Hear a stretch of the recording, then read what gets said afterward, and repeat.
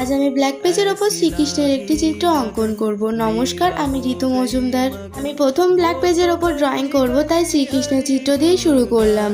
কৃষ্ণের চিত্র পুরোটাই হোয়াইট জেল পেন দিয়ে করছি। আমি এই চিত্রটা হোয়াইট ফেব্রিক কালার দিয়েও করতে পারতাম, কিন্তু করিনি, কারণ ফেব্রিক কালার মোটা হয়। যত সরু তুলি দিয়ে করা হোক না কেন, তাও মোটা ভাবটা থেকেই যায়, তাই জেল পেন দিয়ে করাই ভালো। পেজের ওপর বিভিন্ন ধরনের কাজ করা যায়, সব থেকে ভালো হয় কলকা করলে। তোমরা কমেন্ট করে জানাও এই পেজের ওপর কি ড্রয়িং করব। তোমরা যেটা ড্রয়িং করতে বলবে নেক্সট ভিডিওতে আমি সেই ড্রয়িংটাই করব।